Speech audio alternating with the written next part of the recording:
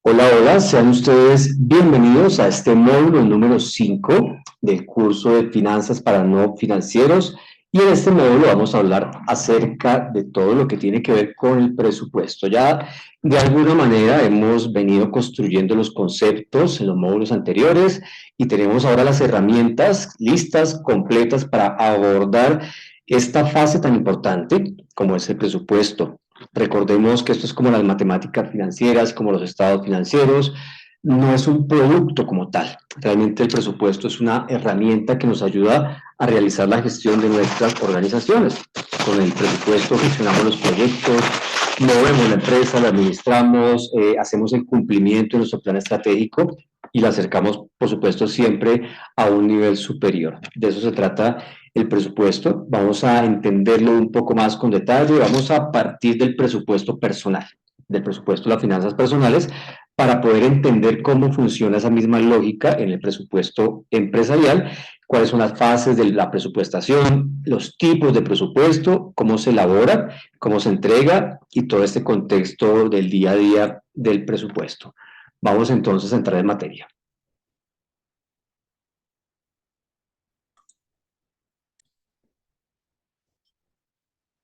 Entender un poco cómo funciona el presupuesto.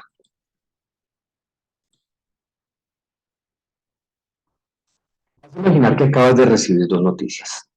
La primera es que acabas de ganarte $1.000.000, una cifra fenomenal. Y quiero que imagines qué harás con esa cantidad de dinero. Y se vale todo, se vale soñar, se vale gastar, invertir, lo que quieran que se les ocurra. Piénselo, medítelo muy bien, porque esta respuesta es determinante para la siguiente pregunta. Entonces, la primera es, te acabas de ganar $1.000.000. ¿Qué vas a hacer con ese $1.000.000? Trabajar, estudiar, viajar, pasear, comprar cosas, hacerte cirugías, aprender algo, ayudar a la gente que más lo necesita. No sé, ¿qué se te ocurre que vas a hacer con $1.000.000 en el bolsillo? Toma un tiempo para pensarlo, para meditarlo. Si ya lo tienes, pensándolo, ¿qué harás con $1.000.000 en el bolsillo? Piénsalo por un minuto, ¿qué se te ocurre? Mientras tanto, vamos con la siguiente pregunta, pero antes, piénsalo bien, ¿qué harás con $1.000.000 en efectivo? Porque la siguiente pregunta,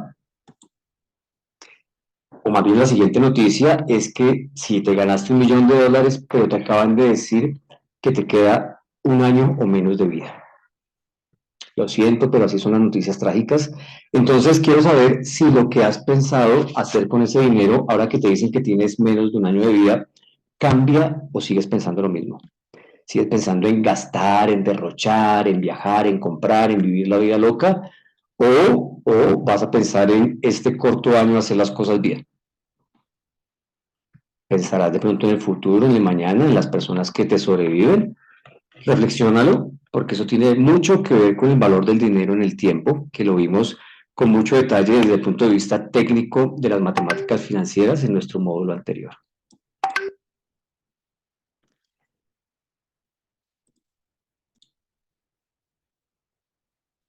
Es importante reflexionar al respecto. ¿Qué hacemos con el dinero cuando el tiempo es limitado o cuando tenemos posibilidades de largo plazo? Así funciona también en las organizaciones. Cuando proyectamos en el largo plazo, soñamos, queremos hacer muchas cosas, muchos proyectos, pero si tuviésemos el tiempo limitado, pues se derivan varias consideraciones. Una, posiblemente seremos más responsables y más conscientes, paradójicamente, del valor del tiempo, porque el tiempo es valioso. El tiempo que gastamos nosotros para trabajar, para producir, para generar ingresos, por eso el valor que le damos al dinero no es el valor adquisitivo, no es el poder del dinero, sino el valor que representa para nosotros haberlo conseguido. Por eso deberíamos cuidar cada peso en nuestras finanzas personales y, por supuesto, en las de nuestras empresas también. Y eso nos lleva a reflexionar precisamente eso. ¿Cuánto vale nuestro tiempo? ¿Cuánto tiempo dedicamos a trabajar, a formarnos, a prepararnos, a hacer negocios, a hacer muchas actividades? ¿Cuánto vale nuestro tiempo? Es la reflexión que quiero dejarles ya en este último módulo y tal vez es lo que los va a acompañar durante mucho tiempo. Cuánto vale su trabajo? El ser humano aprendió muchas cosas, aprendió a producir el fuego, aprendió a andar en dos ruedas, lo comentamos antes también, hizo muchas cosas el ser humano. Aprendió a ir hasta la luna, va a aprender a ir a Marte, va a aprender a tener vida por fuera del planeta, pero no hemos aprendido algo fundamental y es aprender a manejar el dinero. Afortunadamente, para eso existe el presupuesto y para esto este taller de finanzas para no financieros, para que tomen las herramientas fundamentales, esos tips que se necesitan para construir un presupuesto, para gestionarlo de la manera adecuada. Tenemos en esta gráfica lo que sería el ciclo de la vida, un presupuesto en el que, o más bien un ciclo de vida, en el que con base en un presupuesto se acumula. Y lo que esperamos es acumular ingresos, acumular ahorros, acumular inversiones, pero la verdad es que hay dos maneras. Podemos decidir hacerlo como está en la gráfica, ascendente, pensando en el retiro. La mejor etapa para pensar en el retiro no es antes de retirarse, es desde que iniciamos nuestra vida productiva, ya sea como trabajadores, como independientes, desde el momento en el que estamos estudiando, es el momento clave para empezar a pensar y hacer algo por el retiro. Cada peso que empieces a ahorrar desde tu edad temprana, desde que estás produciendo, ese peso se va a valorizar como no te imaginas y tu yo del futuro te lo va a agradecer definitivamente. Entonces tenemos la posibilidad de, en el ciclo financiero de la vida, acumular ahorros, ingresos o acumular deudas. Hay personas que voluntaria o involuntariamente lo hacen. Llegan a la etapa de retiro y llegan de pronto solo de aportes al sistema de seguridad social o llegan posiblemente expuestos porque no aportaron lo suficiente, porque no lo hicieron, no fueron juiciosos con eso, pero además no se preocuparon por ahorrar, por invertir en algún proyecto que les generara ingresos adicionales, sino que se encargaron de coleccionar deudas, de acumular deudas, de pagar intereses, de dejar de percibir un dinero para ahorrarlo porque lo gastaron en cosas que tal vez no eran necesarias, que eran gastos sencillamente para recrearse, para pasar el tiempo. Fueron excesivos con sus gastos hormiga, no ahorraron, acumularon muchas deudas innecesarias y tenemos la ventaja, la posibilidad de decidir, no importa la etapa en la que te encuentres, quiero decirte esto, lo importante es que lo decidas ahora y tomes acción. Tomes acción. Si estás acumulando deudas, ya cambia ese camino. Si estás acumulando ahorros, ingresos, adelante. Sigue ahorrando y sigue sacando adelante tu ciclo de vida. ¿Qué es el presupuesto entonces? Entendido de esta manera, es una herramienta. No vean el presupuesto como un producto que entregamos al final de un periodo o al principio del siguiente. No es porque la asamblea lo está pidiendo para aprobación, para que nos puedan permitir manejar el recurso el siguiente año. No lo vean como un compromiso con la gerencia, con los directivos, no lo vean como un entregable. El presupuesto es una herramienta de planeación financiera de corto plazo, nos permite tomar decisiones de corto plazo, pero es de la planeación financiera.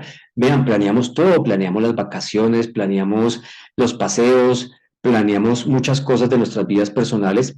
Las finanzas personales y de la empresa debemos planearlas debidamente, con tiempo. No podemos esperar que los factores externos nos vayan llevando de un lado para otro a la deriva, porque no funciona de esa manera. La idea es que nosotros marcamos el ritmo que queremos, al que queremos recorrer este camino y hacia dónde nos debemos o nos queremos dirigir. Nosotros establecemos esa gran visión que va a inspirar el accionar de toda una organización. Entonces, por eso la importancia del presupuesto. Ese presupuesto nos va a permitir organizar.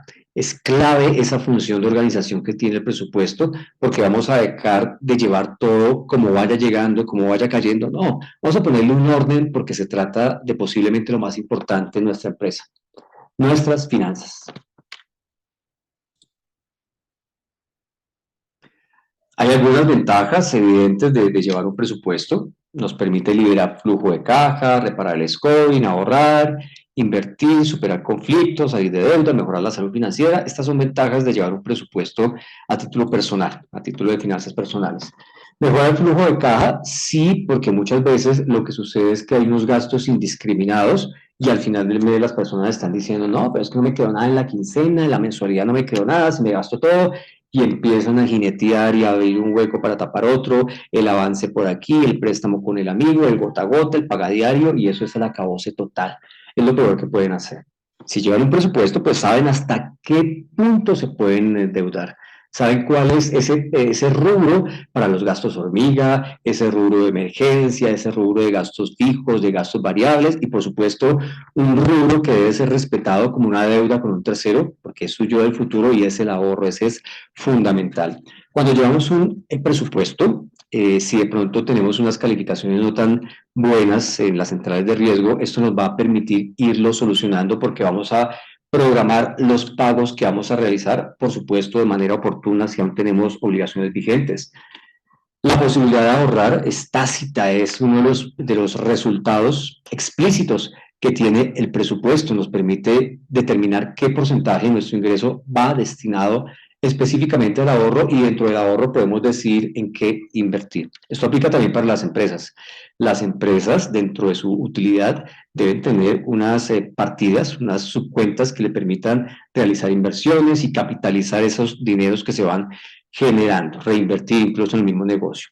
Salir de deudas si tenemos presupuestado un nivel de ahorro interesante y estamos pensando en alternativas de inversión, pero además tenemos deudas, posiblemente lo primero que vamos a hacer es ponernos al día con esas obligaciones.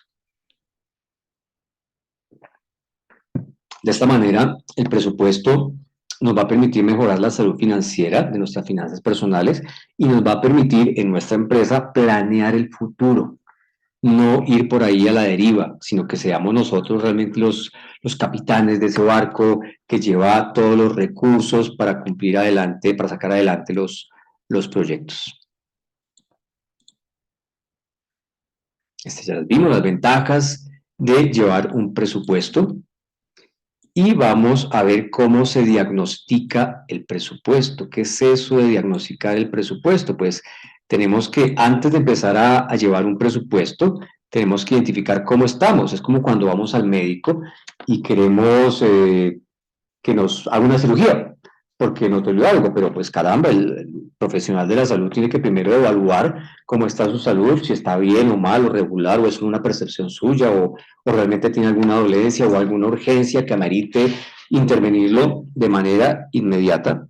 Para esto, lo primero que vamos a hacer es diagnosticar. Entonces, el presupuesto no arranca a hacerse el presupuesto de la noche a la mañana. Antes incluso de planearlo, tenemos que partir de un diagnóstico. Todo presupuesto debe ser diagnosticado. ¿Por qué? Porque debemos evaluar cuál es la situación actual, cuáles son los síntomas y señales de alerta, que pueden ser, por ejemplo, cuánto ganas y cuánto te gastas, o en la empresa cuál es el saldo de caja, cuál es el flujo de caja que estamos manejando. Debemos aprender a clasificar las partidas. Si dentro de la empresa ya hay un presupuesto, un modelo de presupuesto, tenemos que aprender a primero conocerlas, cuáles son esas partidas y con qué información específica las vamos a alimentar. Recordemos que el presupuesto es una construcción colectiva y cada área es responsable por un pedacito, por una pieza de ese rompecabezas. Tenemos que identificar cuál es la pieza exacta y el sitio exacto donde va a encajar. Ese es el secreto para poder lograr un presupuesto eficiente en nuestras organizaciones y, por supuesto, tenemos que aprender a evaluar nuestro nivel de gastos. Recuerden, el presupuesto es una herramienta de planeación, pero también de seguimiento. A través de unos indicadores podemos saber si vamos por el camino correcto o nos hemos desviado un poco y tenemos que hacer ajustes. Particularmente, debemos prestarle atención a nuestro nivel de gastos. Y en la empresa, por supuesto, debemos reducir lo más que se pueda los gastos que no tengan que ver directamente con la producción. Los costos directos o los costos de ventas o los costos de producción están casi que directamente ligados a la tasa de producción que tenemos, a la tasa de ventas o los servicios que prestamos o los productos que comercializamos. Pero los gastos generales y los gastos de administración y ventas, eso sí que podemos trabajarlos, podemos lograr unas eficiencias que permitan que las personas sean más productivas, que empleen mejor su tiempo y posiblemente que encuentren el método más adecuado para hacer la tarea que tengan que realizar, cualquiera que sea. Siempre hay una mejor manera de hacer las cosas. Entonces tenemos que aceptar que posiblemente hay fallas y corregirlas. De eso se trata precisamente los ejercicios de planeación.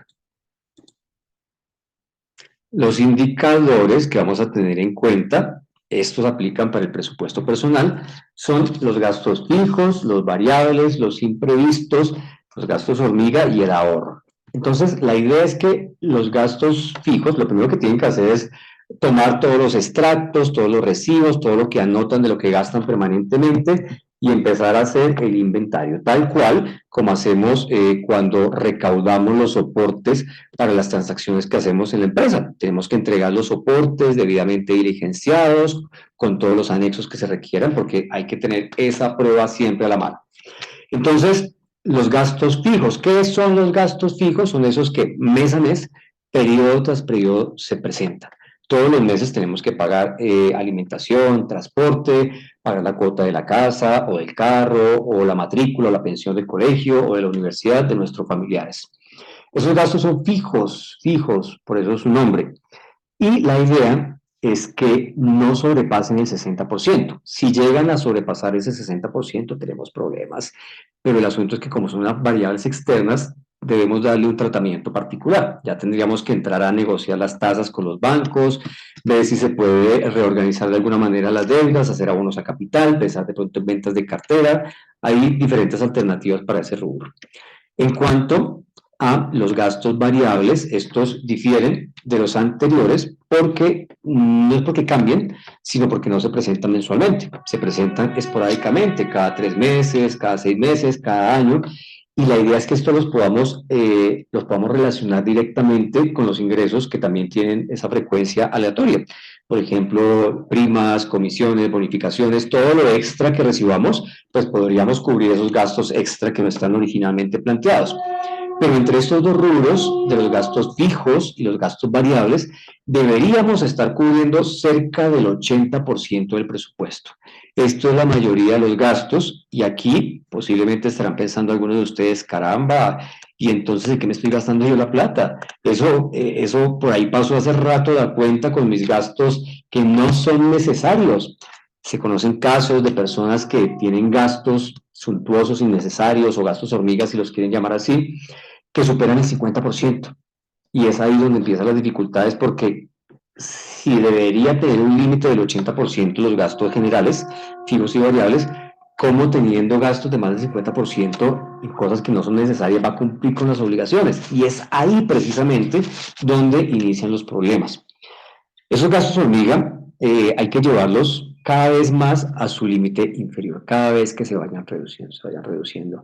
No se trata tampoco de dejar de tener vida social, es complicado, es muy complejo, pero sí se trata que nos organicemos, que nos apretemos el cinturón, porque nuestro yo del futuro, que está pensando en ahorrar, invertir y llegar a la libertad financiera cuando culmine el ciclo de su vida, pues no va a querer que te gastes la plata en cosas que no necesitas, más cuando has descuidado tus obligaciones, más cuando estás negándote la posibilidad de ahorrar.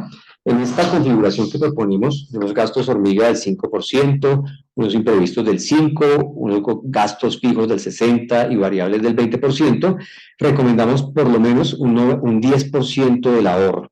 Si puedes ahorrar más, perfecto, y de hecho se puede. Si le bajan más a los gastos hormiga, si los imprevistos no se generan, pues se me vuelven ahorro, ¿cierto? Porque muchas veces, ¿qué sucede con los imprevistos? Se presenta una emergencia, una eventualidad, y lo que hacemos es tomar plata de donde esté disponible. Ay, que tengo la plata de la matrícula, venga y cubro esta necesidad que se presentó, venga y pago este recibo con lo de pagar otra cosa, y empieza el desorden.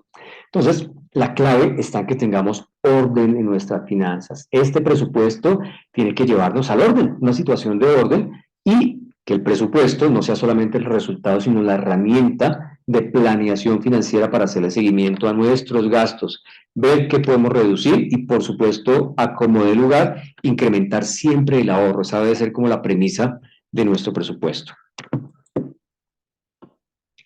¿Cómo organizamos el presupuesto? Bueno, hay varias maneras. Lo primero es tener la voluntad, porque si no tenemos la voluntad, puedes tener el método más interesante, más innovador, lo último en Guaracha, pero si no lo queremos, si no lo hacemos, pues no va a funcionar, difícilmente. ¿Qué sí está a tu alcance? ¿Qué sí puedes hacer? Puedes recortar gastos innecesarios. En tu casa puedes recortar gastos innecesarios. En tu empresa puedes bajarle a los gastos. Puedes bajarle a los gastos. Papelería, cafetería, insumos generales, elementos de aseo, el uso racional que hacemos de de los recursos. Cuando usamos el agua o el gas o la luz, caramba, si el espacio está de día, está iluminado, ¿para qué prendemos bombillas?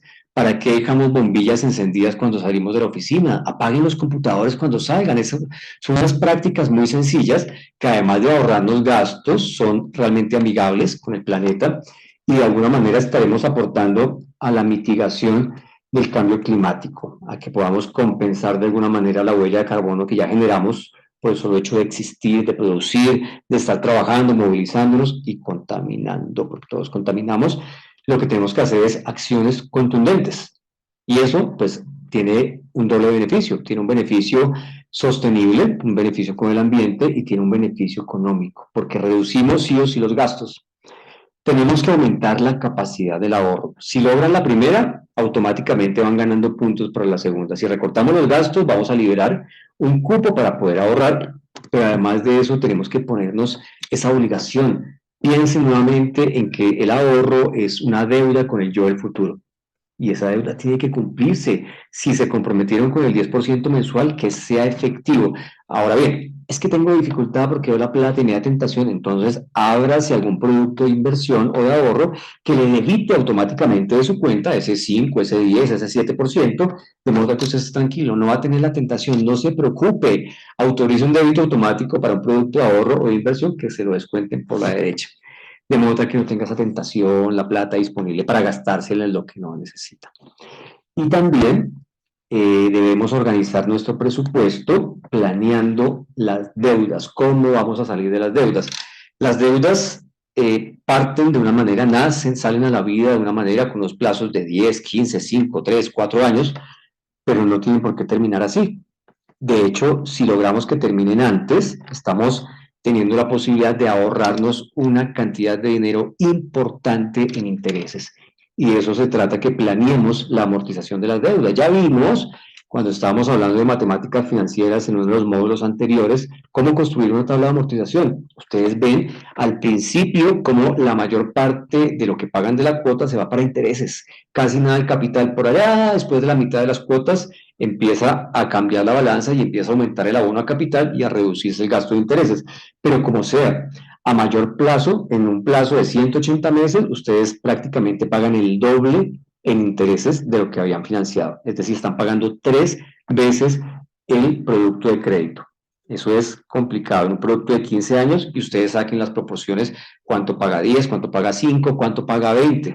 Esto es dramático, particularmente en los créditos inmobiliarios, en los créditos de vivienda que se dan a tanto plazo y no hacemos nada por recortarlo. Tenemos que tomar acciones, hay que hacer abonos inteligentes a las deudas. No es esperar a que complete 20 o 30 millones para abonarlos a capital. No, no, no, eso se puede hacer desde antes. Usted toma cuál es ese abono a capital del 20 o 30% que acepta el banco y lo que hace es que lo prorratea en un número de cuotas y mensualmente, como va recibiendo flujo de caja, porque está generando ahorro, porque está gastando menos, pues ese excedente lo va a ir abonando al capital de la deuda con la finalidad exclusiva de reducir el plazo. Automáticamente vamos a pagar antes y vamos a gastar menos dinero en intereses. Esa debería ser la finalidad.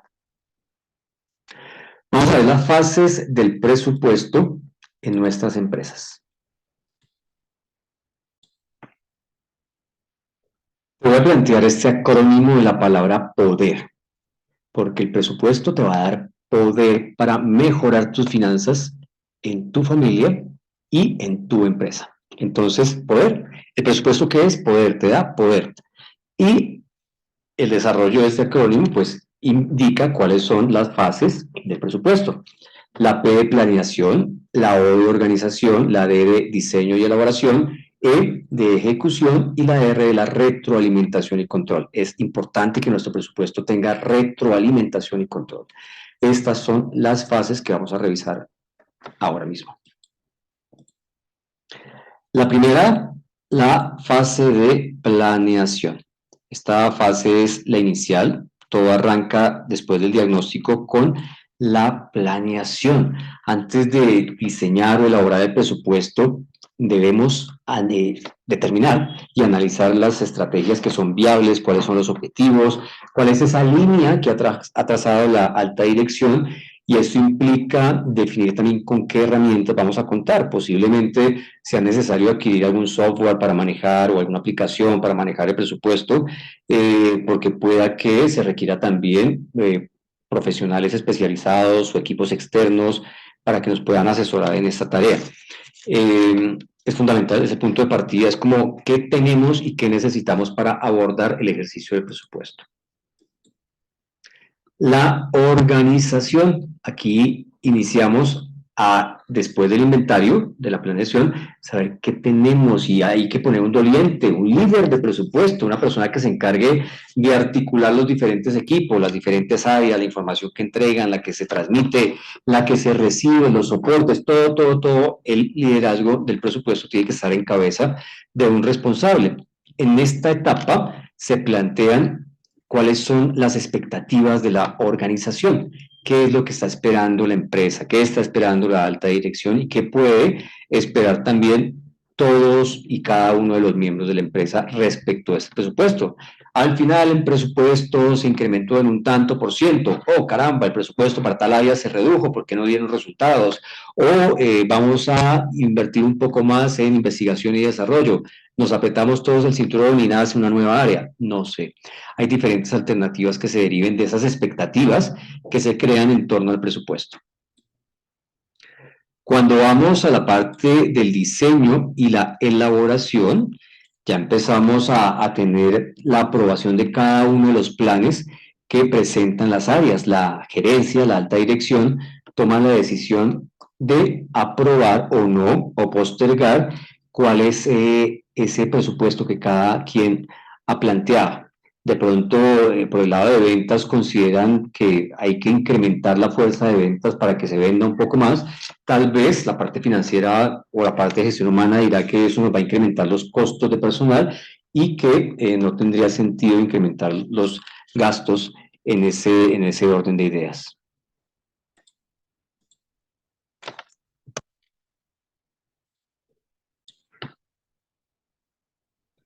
En esta toma de decisiones determinamos quién realmente se hace cargo de cada presupuesto. Es un presupuesto que solicitan del área de ventas, pero también pueda que esté peleando por lo mismo la parte de mercadeo. Entonces hay que definirlo y dejar muy claro cuáles son las delimitaciones.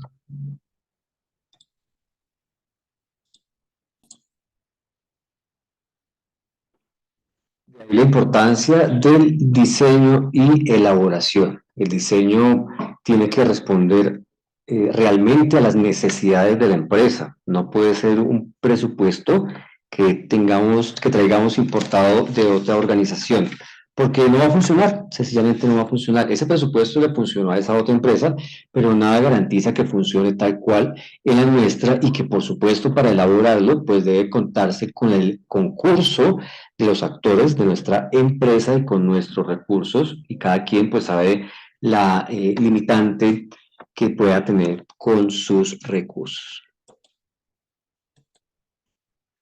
La ejecución, esta es la parte en la que ponemos en marcha todos nuestros planes.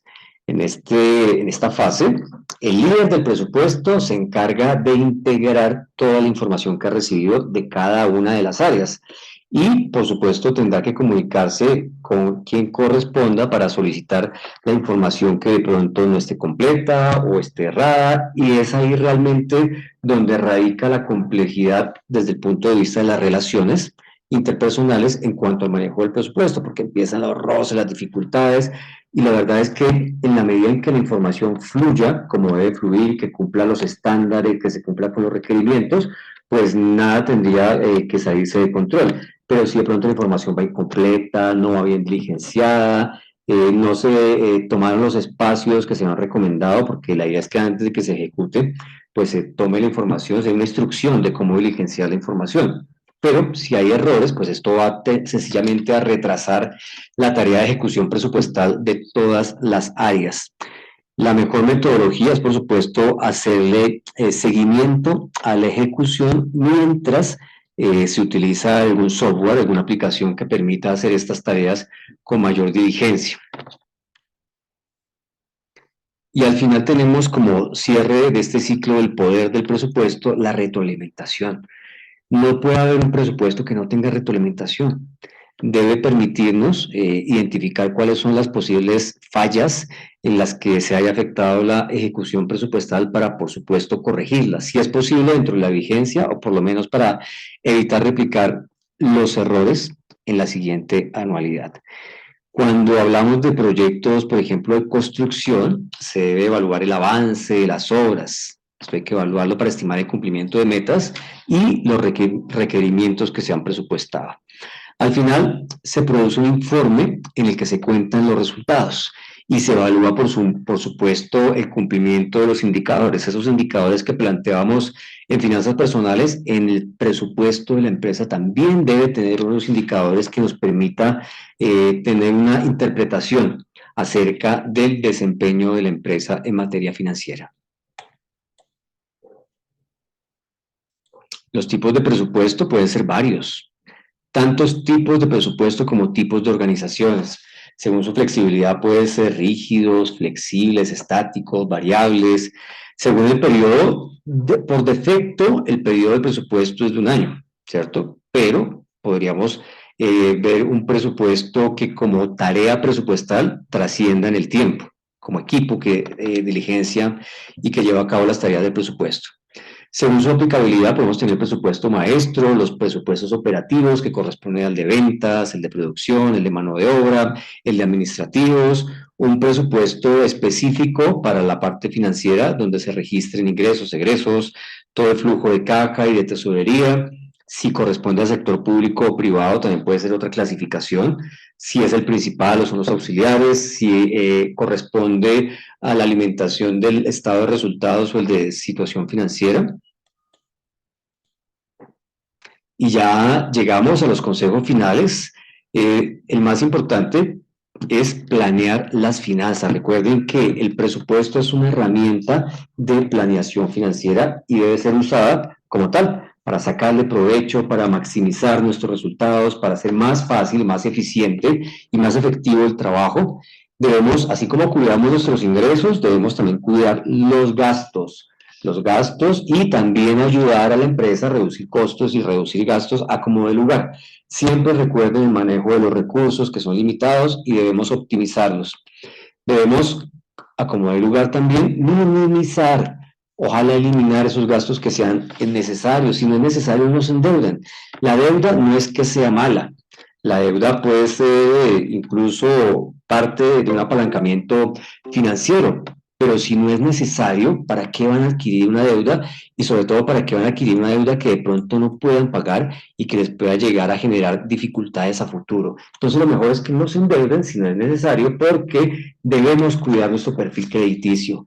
Lo más importante, ahorra dentro de ese presupuesto, ahorra en tu empresa, fomenta el ahorro también, fomenta el ahorro para invertir, para salir de deudas y recuerda que con el presupuesto tienes una herramienta que te permite alcanzar la libertad financiera, pero lo más importante ya para terminar, como cierre, es que puedes tener más bonito plan, lleno de motivación, de entusiasmo, de ánimo, de fe en la causa, de muchas cosas, pero si no pasas a la acción, va a ser un plan que no sirve.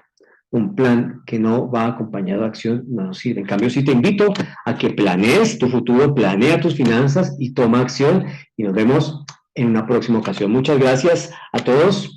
Dios los bendiga. Chao, chao.